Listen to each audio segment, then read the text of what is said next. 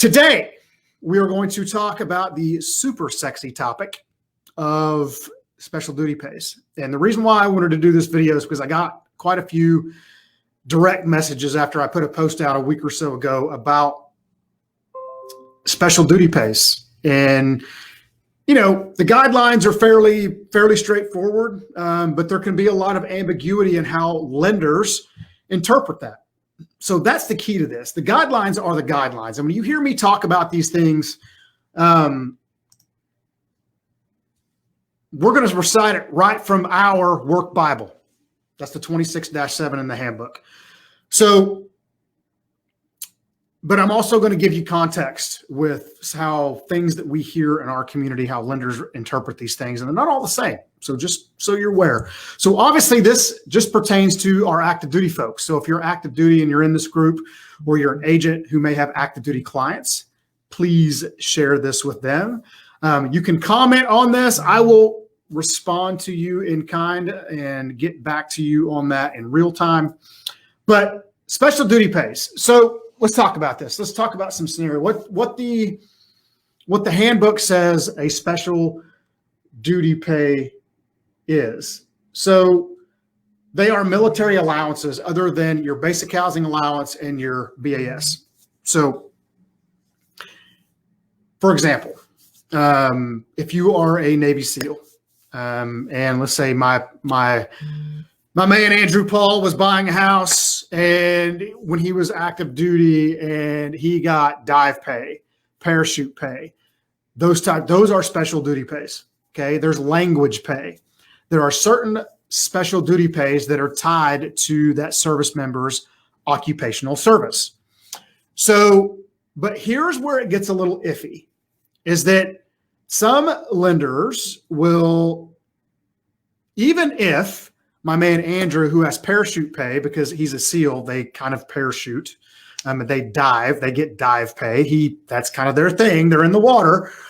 They will make them run through the hoops of fire to get a statement from their CO saying this pay is going to continue. So here are my thoughts on that, is that if you have a special duty, as in you are a Green Beret, so Drew White, if you are a Navy SEAL and my friend and brother Andrew Paul, if you are in the Ranger Regiment, Derek Tassin, good agent, good friend of mine. Derek, I hope you're watching this.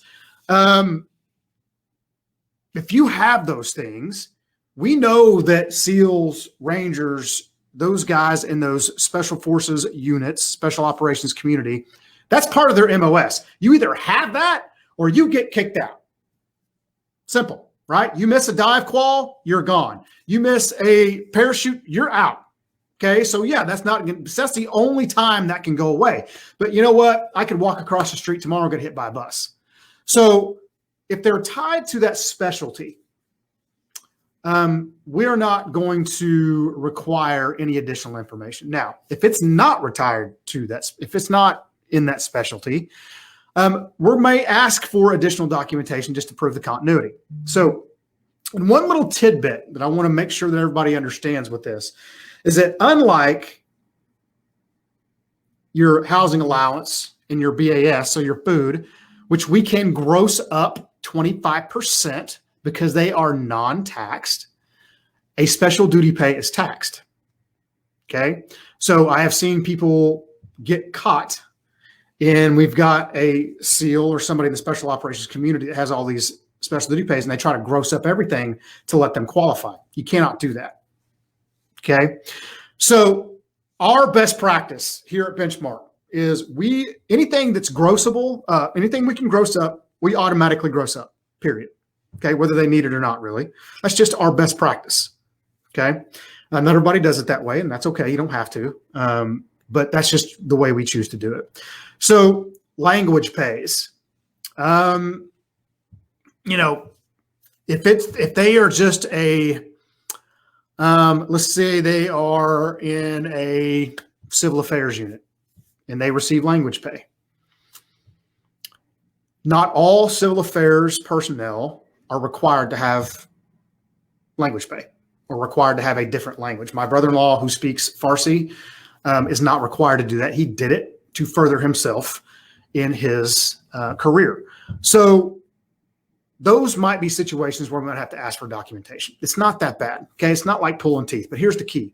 Get it up front, make it clear that they're going to have that so they can start chasing down an S1 or whoever they got to go find to do that, because we may need it. We may need it to qualify. I've seen where that extra $450 in language pay will make a person qualify. So just be aware of those things. Make sure that if you're an active duty person and you're watching this, make sure that if it doesn't make sense, push back. Part of me is we try to take the common sense approach in the fact that if you have a special duty pay and you're a SEAL or a Green Beret or a Ranger or an Air Force PJ or a TAC P or anything like that, well, those are directly tied to your job. So we're going to allow you to have those. Not everybody thinks that way, though. So just to be clear. But anyhow, what else? Special duty. I think that just about covers the special duty pays. If you have any questions on any of this, please feel free to shoot me a DM. Ask questions in the group, people. This is what this is for. Okay, there's a lot of knowledge in here. Not just me, but a lot of people in here, agent, LO alike, that can answer your questions, because this group needs to be about that. Please invite your veteran and military clients to join this group. I want to build this up to where they can come in here in a safe environment, ask questions, get the right answers without skewed views. And it just becomes that, I'm a kind of a no BS kind of guy. And I want to make sure that the information that we give out is that way. So if you have any questions on special duty pays or any kind of military allowance, please ask a question in the group. You can direct message me. We will definitely get you guys taken care of.